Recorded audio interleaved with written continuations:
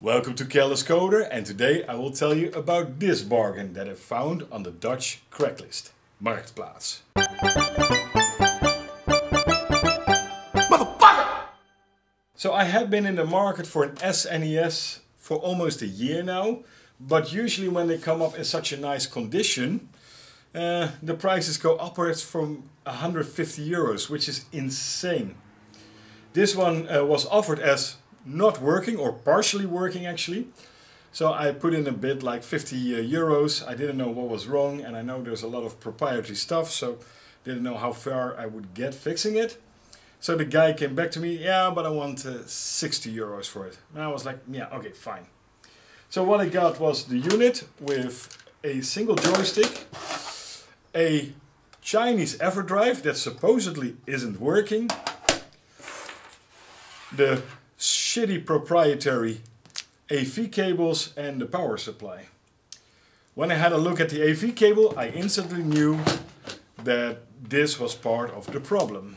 This is the proprietary SNES AV cable. These are still available because they were also made for the GameCube and the N64.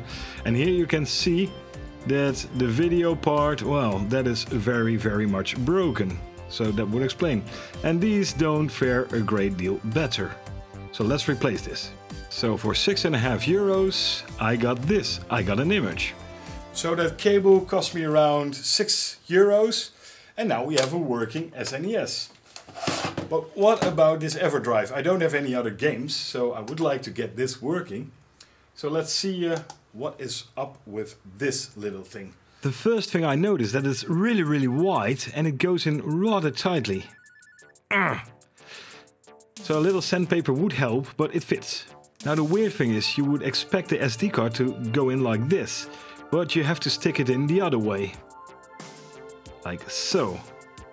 So I did notice before that it was actually working when I replaced the AV cable, because I get this screen. This is the Everdrive screen.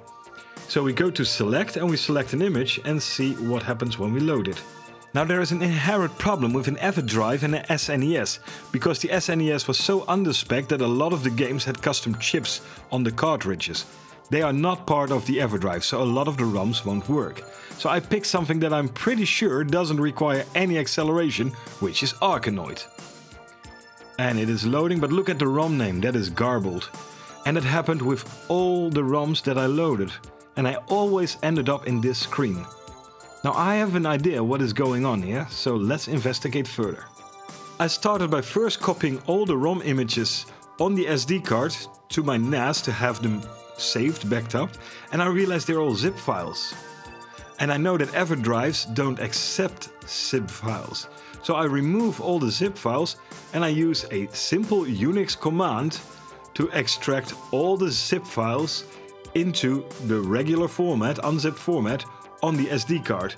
And we can do that on Unix and Mac very easily with this little simple command. Find dot means find in the current directory, -type f means find a file, -exec means run a command for each file that you find, and that command is unzip. The curly brackets is replaced with the name of the file. -d is the destination directory for unzip, which is volumes SNES, and then space / semicolon. And it will find all the files and then unzip them. I could have and should have done find *.zip type F, because then we will only find zip files, but I knew there were only zip files on this cartridge to begin with. And now we're unzipping, and this will take a little while, and then we take it back to the SNES and see if it now works.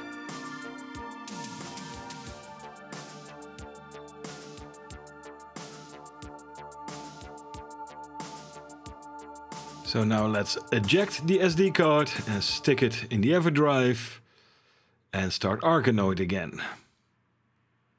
It is copying, and look at that, the name is correct, so this will solve it. This will work. This is looking good. Yes, there we go. We have a title screen. The simple games will just work perfectly on the Everdrive. So now let's load a game that requires one of these accelerator chips, special chipsets.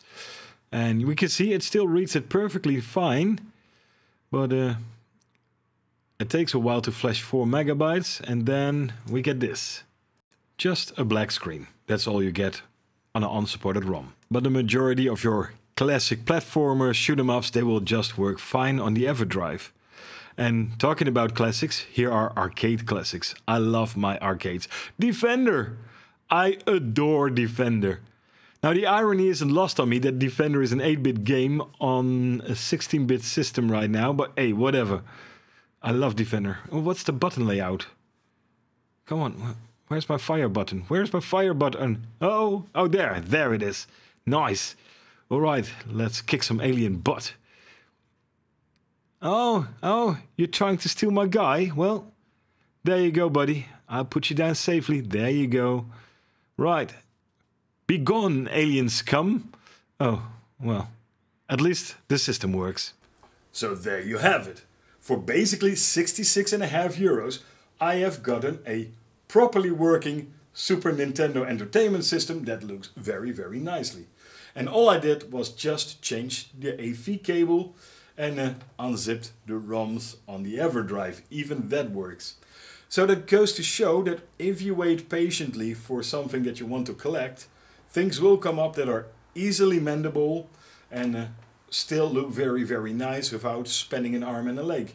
I never intended to pay more than 100 euros for a SNES that looks this great, because I don't have any nostalgic connection to these machines. I never owned one.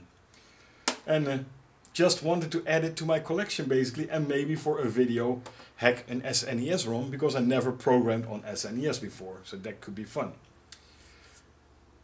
Now there's one thing that is finally settled after 30 years, and that is which is the better console, the Sega Mega Drive or the SNES.